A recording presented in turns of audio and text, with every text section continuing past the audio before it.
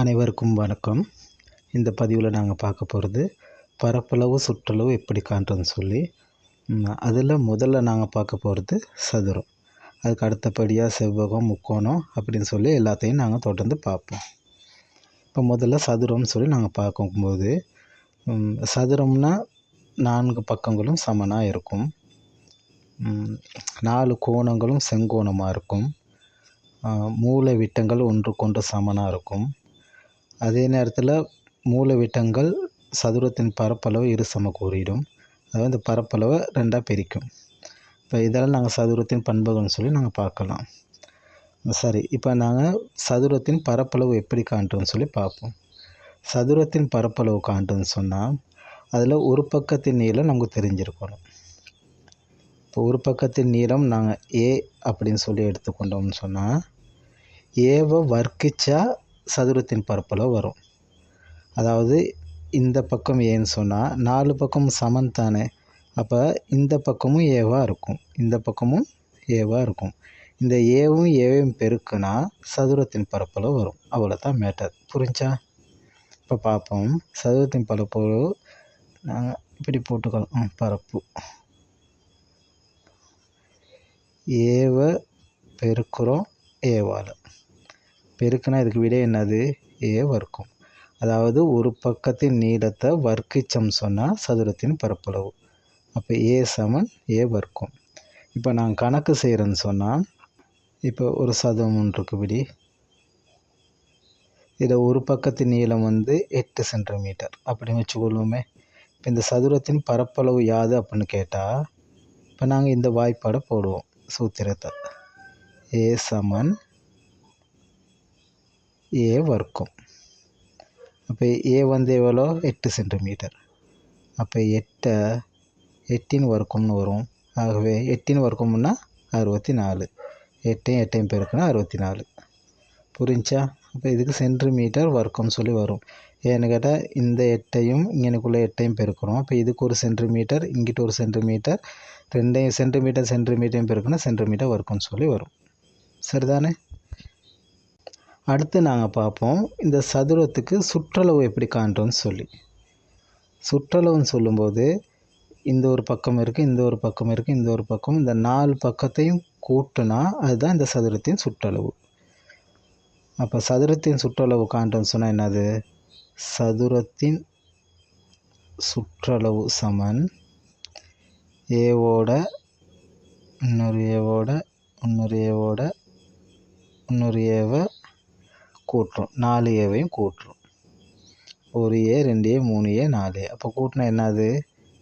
4 ஏ. அப்போ சதுரத்தின் சுற்றளவு காண்றதுக்கான சூத்திரம் என்னது? சதுரத்தின் சுற்றளவு சமன் 4 ஏ. இப்போ இதே கணக்கை நாங்கள் சுற்றளவுக்கு எப்படின்னு சொல்லி நம்ம செஞ்சு பார்ப்போம். அப்போ சதுரத்தின் சுற்றளவு சமன் 4 தர இந்த 8 போடணும். அப்போ 8 நாங்கள் எத்தனை? 32. இப்படி தான் நாங்கள் என்னது சதுரத்தின் சுற்றளவை நாங்கள் காண்கிறது. அது 4 பக்கம் இருக்குது, 4 பக்கத்தையும் கூட்டுறோம். கூட்டும்போது 4 ஏ வருது. இப்போ அதை நாங்கள் சூத்திரமாக எடுத்துக்கிட்டோம்னு சொன்னால் அப்போ 4க்கு பதிலாக 4, ஏக்கு பதிலாக 8, அப்போ 2ஐயும் பெருக்கும்போது 32 வருது. அடுத்து நாங்கள் இன்னொரு விஷயம் பார்க்கணுன்னு சொன்னால் மூலை விட்டம் தெரிஞ்சாலும் நாங்கள் சதுரத்தின் பரப்பளவு காணலாம்.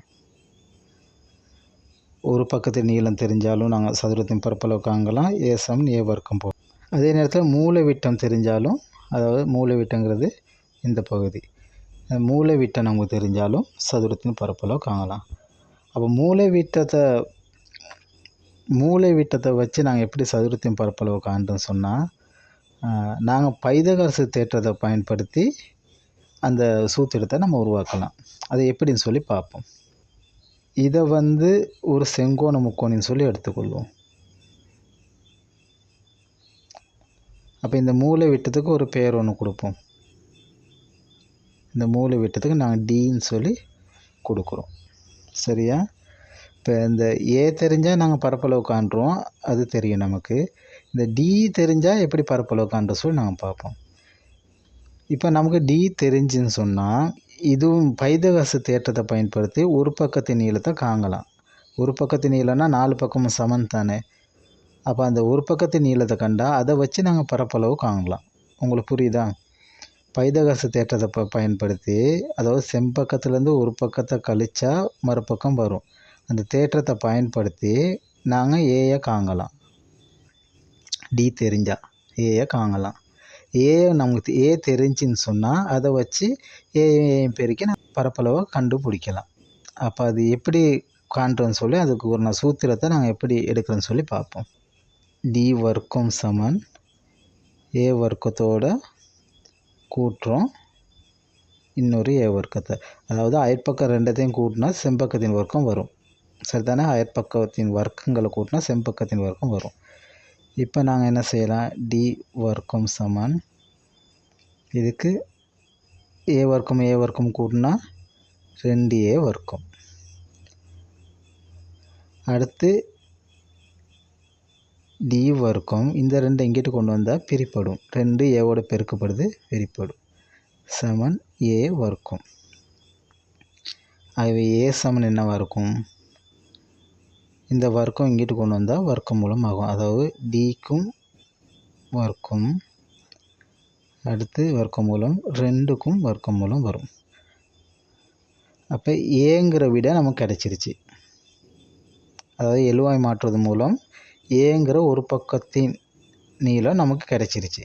இப்போ ஏவால் பெருக்கினா இல்லாட்டி ஏவை வர்க்கிச்சா இதில் பரப்பளவு வரும் தானே. அந்த மாதிரி ஏ சமன் வர்க்கமூலம் டி வர்க்கத்தின் கீழ் வர்க்கமூலம் 2னா இதை நாங்கள் வர்க்கிச்சோம்னு சொன்னால் இது சதுரத்தின் பரப்பளவு வந்துடும். புரியுதா? இப்போ பாருங்கள் ஏ சமன் டி வர்க்கத்துக்கு வர்க்கமூலம் கீழ் 2க்கு வர்க்கமூலம் வந்திருக்கு. இது ஏ சமன். அப்போ ஏக்கு உள்ள விடை நமக்கு தெரியும். இந்த விடையை வர்க்கிச்சோம்னு சொன்னால் நமக்கு சதுரத்தின் பரப்பளவு வரும். அதாவது ஏவை வர்க்கிச்சா ஏவால் பெருக்கினா சதுரத்தின் பரப்பளவு வருது. அப்படி இருக்கும்போது ஏக்குள்ள விட நமக்கு தெரியும் டி வர்க்கத்துக்கு வர்க்கமூலம் அதன் கீழ் வர்க்கமூலம் 2. இதை நாங்கள் வர்க்கிச்சோம்னு சொன்னால் இது வந்து சதுரத்தின் பரப்பளவாக இருக்கும். இப்போ ஏ சமன் இது. இப்போ இதை வந்து இந்த வர்க்கம் போட்டு இதை செஞ்சோம்னு சொன்னால் பாருங்கள், இங்கே டி வர்க்கம் இருக்குது. இப்போ டி வர்க்கம் சொன்னால் வர்க்கம் அதுக்கு வர்க்கம் மூலம் சொல்லக்குள்ள இந்த வர்க்கம் மூலம் எல்லாம் போய் டி மட்டும் வரும். அப்போ மேலே உள்ள வர்க்கத்தை போட்டுடுறோம். அடுத்து கீழே பார்த்தீங்கன்னு சொன்னால் 2க்கு வர்க்க மூலம் இருக்குது, அதுக்கு வர்க்கம் இருக்குது. அப்போ அதுக்கு விட என்ன வரும்? 2. ஆகவே பரப்பளவு காண்றதுக்கு சூத்திரம் இதுதான். இப்போ நாங்கள் மூலை விட்டத்தை வச்சு ஒரு கணக்கு ஒன்று செஞ்சு பார்ப்போம். இப்போ இது ஒரு சதுரம்னு எடுத்துக்கொள்வோம்.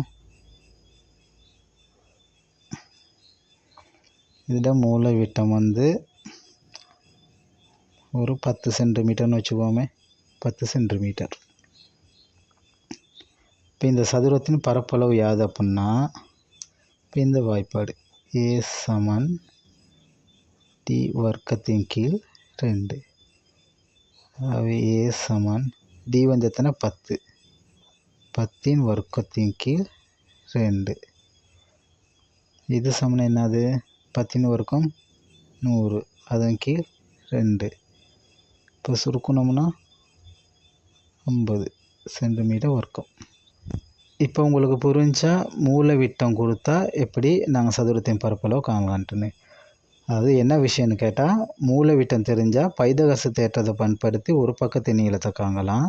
ஒரு பக்கத்தின் நீளம் தெரிஞ்ச பிற்பாடு அதை வர்க்கிச்சு சதுரத்தின் பரப்பளவு கண்டுபிடிக்கலாம். அதுதான் செஞ்சுருக்கோம், வேறு எதுவும் இல்லை. சரிதானே? சரி. அடுத்து நாங்கள் செவ்வகத்தின் பரப்பளவையும் சுற்றளவையும் எப்படி காண்றோம்னு சொல்லி பார்ப்போம். செவ்வகத்தின் பரப்பளவு காண்றதுக்கு நீளத்தையும் அகலத்தையும் பெருக்கணும். இப்போ நீளத்தை நாங்கள் எல்னு எடுத்துக்குவோம், அகலத்தை பின்னு சொல்லி எடுத்துக்குவோமே. அடுத்து பின்னு எடுத்துக்கிட்டால் செவ்வகத்தின் பரப்பளவு சமன் ஏ சமன் பரப்பளவு ஏ சமன் எல் தர பி, அதாவது எல்பி. இப்போ இதுக்கு நாங்கள் கணக்கு ஒன்று செஞ்சு பார்த்தோம்னா பாருங்கள். இப்போ இது ஒரு செவ்வகம், இது 10 சென்டிமீட்டர், இது 8 சென்டிமீட்டர். அது ஏ சமன் என்னன்னு கேட்டால் எல் தர பி, எல் வந்து 10, பி வந்து 8, 8 80.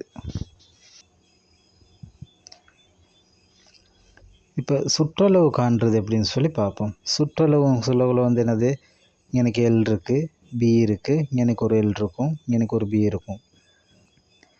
அப்போ இதை அவ்வளோத்தையும் கூட்டுனா செவ்வகத்தின் சுற்றளவு வரும். அப்போ பார்ப்போம். செவ்வகத்தின் சுற்றளவு சமன் எல் ஒன்று இருக்குது, அடுத்து பி இருக்குது, அடுத்து இங்கே எனக்கு ஒரு எல் இருக்குது, அடுத்து இங்கிட்ட ஒரு பி இருக்குது. அதே எதிர்பக்கங்கள் சமனாக இருக்கும். அப்போ இது எல்னா இதுவும் எல், இது பினா இதுவும் பி. இப்போ இதை கூட்டணும்னு சொன்னால் 2L சக 2B. இப்போ 2 பொது எடுத்தோம்னு சொன்னால் 2L சக B. செவ்வகத்தின் சுற்றளவு சமன் 2LB. விளங்குதா? இப்போ இதுக்கு ஒரு கணக்கு, இதே கணக்கை நாங்கள் பார்ப்போம். இந்த வாய்ப்பாடு போட்டோம்னு சொன்னால் 2 அடுப்புக்குள்ளே எல்க்கு பதிலாக 10, பிக்கு பதிலாக 8. இப்போ 2 10 8 கூட்டினா 18. இப்போ பெருக்குன்னா 2 16க்கு 6 1 மிச்சம், 1 2 1 3, 36. புரியுதா? அடுத்த விஷயமா நாங்கள் என்ன பார்க்க போகிறோம்னு கேட்டால், நான் இன்னொரு கணக்கு ஒன்று பார்ப்போம். பாருங்கள், இதை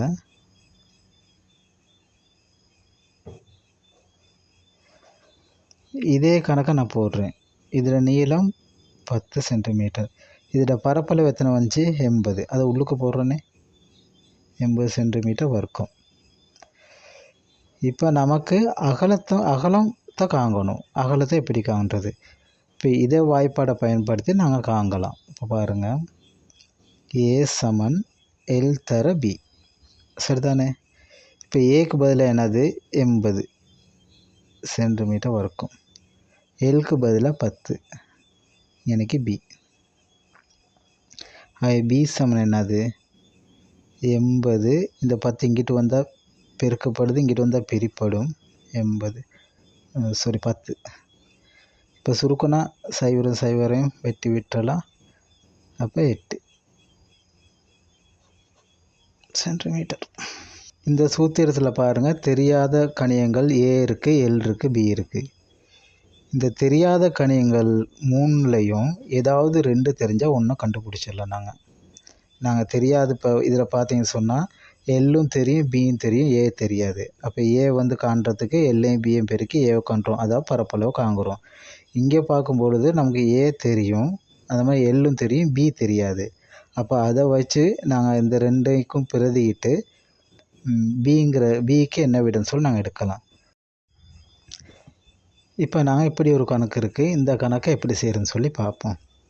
இந்த கணக்கில் என்ன கொடுத்துருக்காங்க கேட்டால், அகலம் கொடுத்துருக்கு 8 சென்டிமீட்டர்னு, செவ்வகத்தின் சுற்றளவு 36 சென்டிமீட்டர்னு இருக்குது, செவ்வகத்தின் பரப்பளவு யாதுன்னு கேட்டிருக்கு. இப்போ செவ்வகத்தின் பரப்பளவு காங்கணும். இப்போ செவ்வகத்தின் பரப்பளவு காண்றதுன்னா நாம் என்ன செய்யணும்? நீளம் தர அகலம். நீளம் கொடுத்துருக்கா? நீளம் கொடுக்கலை. அப்போ நாங்கள் பார்க்கணும், தரவுல நீளம் கொடுக்கலன்னு சொன்னால் நீளத்தை நாங்கள் கண்டுபிடிக்கிறதுக்கு வேறு என்னமாச்சும் தரவு இருக்கான்னு பார்க்கணும். வேறு நம்ம கொடுத்துருக்க தரவு இந்த 36 செவ்வகத்தின் சுற்றளவு. அப்போ செவ்வகத்தின் சுற்றளவு வாய்ப்பாடை பயன்படுத்தினோம்னா, செவ்வகத்தின் சுற்றளவுனா இதுக்கான வாய்ப்பாடு 2L சக பி. இப்போ பார்த்தீங்கன்னு சொன்னால் உங்களுக்கு தெரியும், செவ்வகத்தின் சுற்றளவு 36 தெரியும் கொடுத்துருக்கு. இங்கே 2L தெரியாது, பி 8ன்னு கொடுத்துருக்கா. அப்போ இதை வச்சு நாங்கள் எல்லாம் கண்டுபிடிக்கலாம். 36 இந்த 2L சக 8ஓட பெருக்கப்படுது, இங்கிட்டு கொண்டு வந்து பிரிப்படும். இங்கே எல் சக 8. இப்போ சுருக்கோனா 18. எல் சக 8. இப்போ 18 இந்த 8 இங்கிட்டு கொண்டு வந்தால் சய 8 சமன் எல். 8 கழிச்சா 10.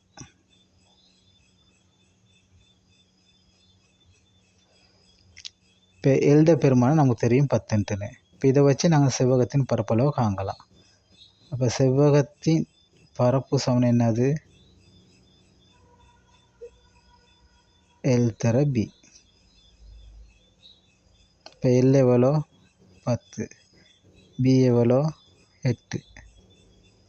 8 80. புரிஞ்சா அப்போ கணக்கு? நம்ம கணக்கு செய்யும்போது தரவு நம்ம கேள்வி என்னன்னு பாருங்கள். கேள்வியை பார்த்துட்டு அது கேள்விக்கு கொடுக்க விடைக்கான தரவு நம்மளோட இருக்கான்னு பாருங்கள். தரவு கொடுத்துருந்தா செஞ்சிடலாம். சில வேளை அதுக்கான தரவு இல்லைன்னு சொன்னால் அந்த தரவை கண்டுபிடிக்கிறதுக்கு வேறு எல்லாம் மாட்டும் தரவு கொடுத்துருப்பான் நமக்கு. அதை வச்சு நமக்கு தேவையான தரவுக்கான விடையை எடுத்து அதுக்கு பிற்பாடு நாங்கள் தீர்க்கலாம். அது சரிதானே? அடுத்ததாக நாங்கள் முக்கோணியின் பரப்பளவு சுற்றளவு எப்படி காண்றோம் சொல்லி பார்ப்போம். நீளத்தையும் அகலத்தையும் பெருக்கினா செவ்வகத்தில் பரப்பளவு வரும். இப்போ இதில் அரைவாசி ஒரு முக்கோணியாக இருக்குது. அப்போ அரையால் பெருக்கும்போது, அதாவது 2ஆல் பிரிக்கிறோம். 2ஆல் பிரிக்கிறனால ஒன்று தான், அரையால் பெருக்கிறதுனால ஒன்று தான். இப்போ அரையால் பெருக்கும்போது முக்கோணத்தோட பரப்பளவு வருது. அவ்வளோ தான் விஷயம். இப்போ இதுக்கு நான் வாய்ப்பாடு எழுதணும்னு சொன்னால், முக்கோணியின் பரப்பு சமன் அரை தர அடி வந்து என்னது? ஏ. செங்குத்து உயரம் என்னது? ஹெச்.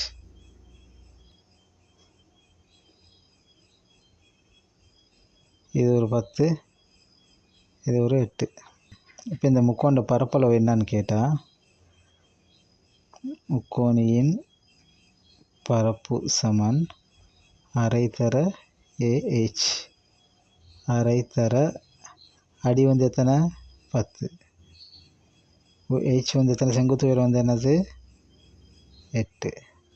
இப்போ சுருக்கணும் 5, 8 40. முக்கோணியின் சுற்றளவு சமன் என்ன கேட்டால், 3 பக்கங்கள் இருக்குது. அது 3ஐயும் கூட்டினோம்னா அதுதான் சுற்றளவு. என்னது? ஏ சக பி சக சி. 10, 9, 6. இப்படி ஒரு கணக்கு இருக்குது. இப்போ இதில் சுற்றளவு என்னது? 10 சக 9 சக 6. 19, 6, 25 சென்டிமீட்டர். அடுத்து நாங்கள் இணைகரத்தின் பரப்பளவு சுற்றளவு காண்றது எப்படின்னு சொல்லி பார்ப்போம். நாங்கள்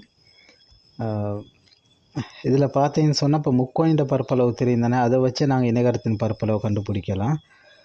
முக்கோணியின் பரப்பளவு அரைத்தர அடித்தர செங்குத்து உயரம். இப்போ இந்த இணைகரம்னு சொல்லி இப்போ பார்த்தோம்னு சொன்னால், நடுவில் மூலை விட்டத்தை பிரித்தோம்னு சொன்னால் 2 முக்கோணி வருது. ரெண்டுமே பரப்பளவில் சமனாக இருக்கும். அதெல்லாம் இணைகரத்தின் பண்பு. என்னென்னு கேட்டால், 2 முக்கோணியும் பரப்பளவில் சமனாக இருக்கும் மூலை விட்டத்தை பிரித்தா. இப்போ ஒரு முக்கோணிக்கு நம்ம விடையை கண்டு 2ஆல் பெருக்குனா இணைகரத்தோட பரப்பளவு வரும் தானே. பின்னு எடுத்துக்குவோம். செங்குத்து உயரத்தை ஹெச்ன்னு எடுத்துக்கொள்ளுமே. இப்போ சாதாரணமாக முக்கோண்ட பரப்பளவு காண்றதுக்கு என்னது? அரைத்தர அடித்தர செங்குத்து உயரம். அரைத்தர அடித்தர செங்குத்து உயரம், அது முக்கோணியின் பரப்பு. இப்போ அரைத்தர அடி வந்து பின்னு வச்சுக்குவோம், செங்குத்து உயரத்தை ஹெச்ன்னு எடுத்துக்குவோம். இப்போ அரை பிஹெச் தானே. இப்போ இதே இணைகரத்தின் பரப்பளவுக்கு இணைகரத்தின் பரப்பு சமன் இதை 2ஆல் பெருக்க போகிறோம். இப்போ 2ஆல் பெருக்கினா இந்த 2 வெட்டப்பட்டுரும். ஆகவே பிஹெச். ஆகவே இணைகரத்தின் பரப்பு சமன் அடியும் செங்குத்து உயரத்தையும் பெருக்கினா சரி, அதாவது பிஹெச். சரிதானே?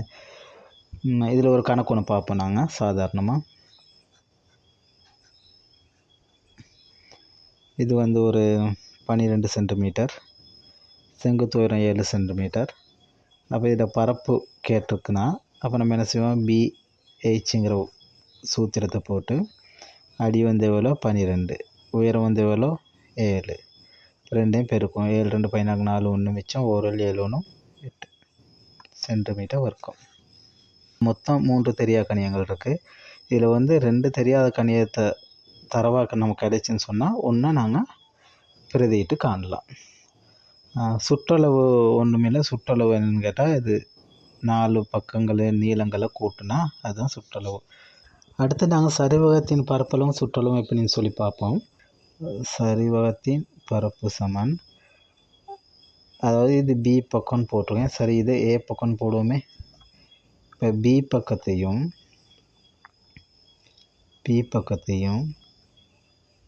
A பக்கத்தையும் கூட்டி 2ஆல் பிரித்து அது செங்குத்து உயரத்தால் பெருக்கணும்.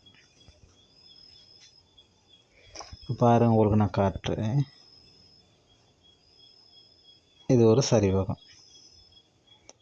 இது ஒரு 20 சென்டிமீட்டர், இது 10 சென்டிமீட்டர் அப்படின்னு வச்சுக்கொள்ளுமே. அப்போ இதில் பரப்பு செங்குத்து உயரம் வந்து ஒரு 8 சென்டிமீட்டர்னு வச்சுக்கொள்ளும்.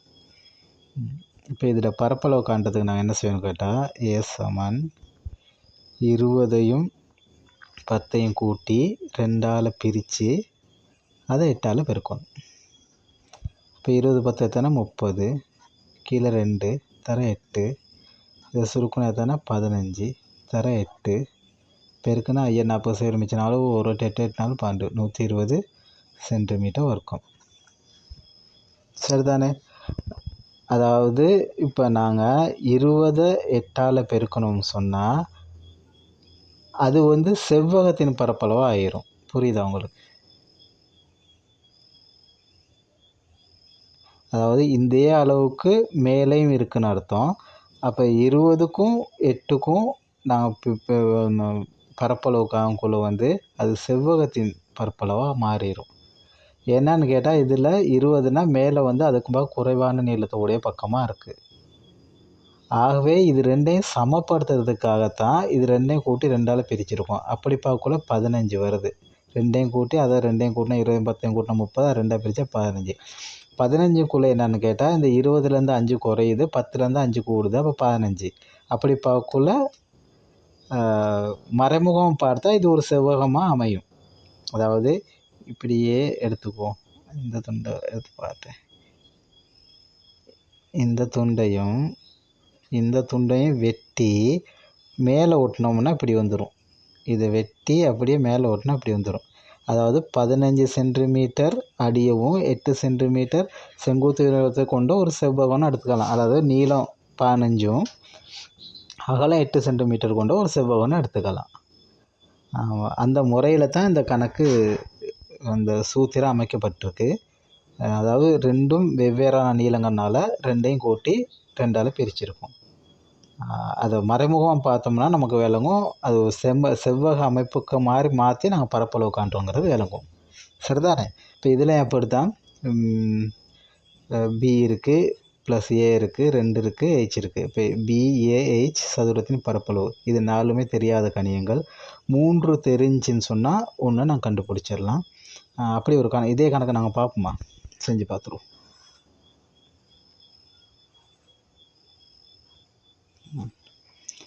இப்போ இந்த கணக்கை பார்ப்போம் நாங்கள்.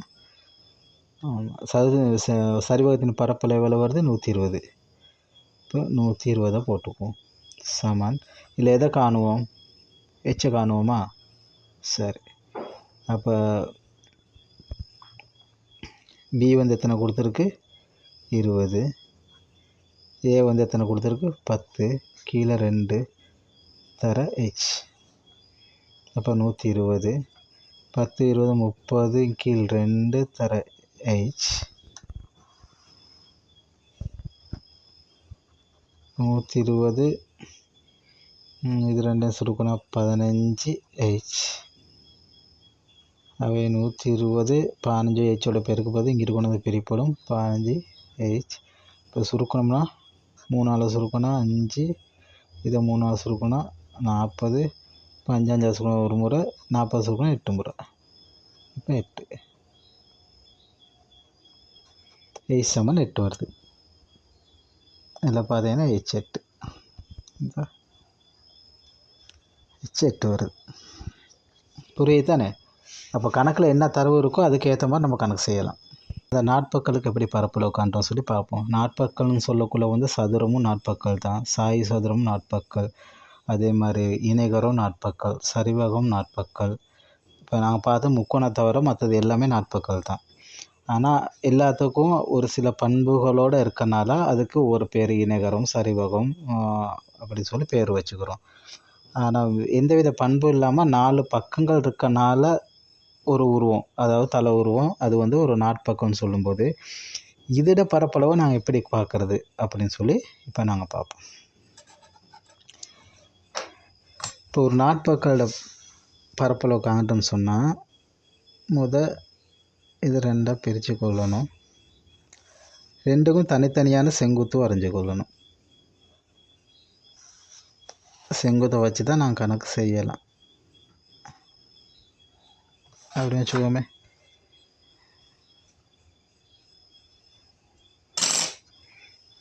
இப்போ இதை வந்து இப்போ இதில் பார்த்தீங்கன்னா 2 முக்கோணி இருக்குது.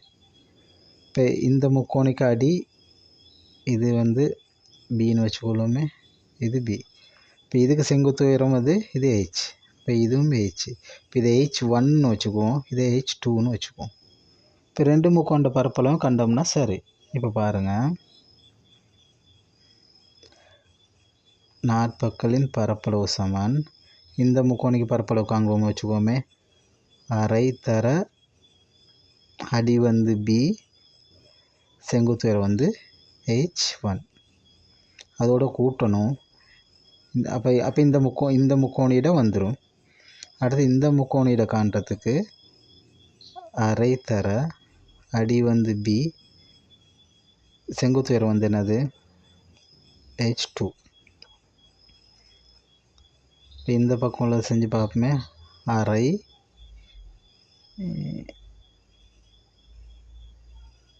அதே தான் BH சக அரை BH2 இங்கே 1. இப்போ பாருங்கள், 2 பக்கத்தில் எது பொதுவாக இருக்குது? அரையும் பொதுவாக இருக்குது, பியும் பொதுவாக இருக்குது. அதை பொதுவாக எடுத்துருவோம். அரை பியை பொதுவாக எடுத்துட்டா h1 + h2 சரிதானே? இதுதான் நாட்பக்களின் பரப்பளவு காண்றதுக்கான வாய்ப்பாடு, சூத்திரம் சொல்லுவோம். இதை வச்சு இந்த நாட்பக்களுக்கு ஒரு கணக்கு ஒன்று நாங்கள் செஞ்சு பார்த்துருவோம். இப்படி ஒரு நாட்பக்கள் இருக்குது. இதுக்கு செங்குத்து உயரம் இது, இதுக்கு செங்குத்து உயரம் இது. அடி 12 சென்டிமீட்டர்னு வச்சுக்குவோம். இது ஒரு 8ன்னு வச்சுக்குவோம். இது ஒரு 10ன்னு வச்சுக்குவோம். இப்போ நாட்பக்களின் பரப்பளவு காண்றதுக்கு என்ன செய்யணும்னு கேட்டால் என்ன வாய்ப்பாடு? அரை A = அரை B h1 + h2 h1 + h2 A = அரை. பிக்கு பதில் என்ன போடுவோம்? அடி 12, அரை தர 12. h1 எவ்வளோ? 10. h2 எவ்வளோ? 8. இப்போ இதையும் சுருக்கலாம். 6 முறை தர 10 8 கூட்டினா 18. இப்போ 6 48க்கு 8, 4 மிச்சம் 4, 1 6 6 4 10, 108 சென்டிமீட்டர் இருக்கும். அப்போ இந்த நாட்பக்களின் பரப்பளவு என்னது? 108 சென்டிமீட்டர் இருக்கும். புரிஞ்சா? நாங்கள் இந்த பதிவில் சதுரம், செவ்வகம், முக்கோணம், இணைகரம், சரிவகம், நாட்பக்கள் போன்ற உருவங்கள்ட பரப்பளவும் சுற்றளவும் படிச்சிருக்கோம். நாங்கள் இன்னும் நாங்கள் வட்டம் அடுத்து படிக்கலான்னு பார்த்தேன். ரொம்ப நீளமான பதிவாக போய்கிட்டு இருக்குது. அதனால் அடுத்த பதிவில் வட்டத்தின் பரப்பளவு சுற்றளவு ஆராய்ச்சி அதெல்லாம் அடுத்த பதிவில் நான் பார்ப்போம். இதில் மேலதிகமாக உங்களுக்கு ஒரு தகவல் மாதிரி சொல்லலாம். இப்போ நாட்பகல் செஞ்சிருந்தானே அது மாதிரி ஒரு ஐங்கோணியோ அறுகோணியோ எழுகோணியோ எதாக இருந்தாலும் பிரச்சனை இல்லை. நான் வரைகிறேன். 1 2 3 4 5 6 இப்படி ஒரு அறுகோணின்றதுன்னு வச்சுக்கோமே. இதில் பரப்பளவு எப்படி காண்றோன்னு சொன்னால், ஏதாவது ஒரு உச்சியிலேருந்து மற்ற உச்சிகளுக்கு கீறுங்க. அப்படி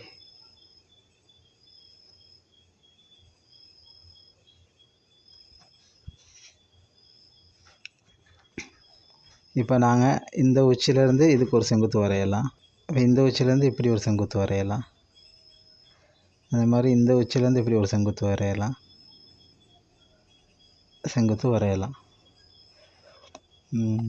இப்போ இதில் ஒவ்வொரு முக்கோணியுடையும் பரப்பளவு கண்டால் நாங்கள் இந்த அறுகோணியோட பரப்பளவை காங்கலாம். அப்போ எந்த ஒரு பல்கோணினாலும் அதோட பரப்பளவை காங்க இயலும். முக்கோணி அடிப்படையாக வச்சு முக்கோணியோட பரப்பளவுக்கான சூத்திரத்தை பயன்படுத்தி முக்கோணிகளின் எண்ணிக்கை எத்தனை வருது, அதுக்குள்ள தரவுகள் நீளம் செங்குத்து உயரம் தெரிஞ்சுன்னு சொன்னால் நாங்கள் கண்டுபிடிக்கிறது முடியுமா இருக்கும். சரிதானே? நாங்கள் அடுத்த பதிவில் சந்திப்போம். நன்றி.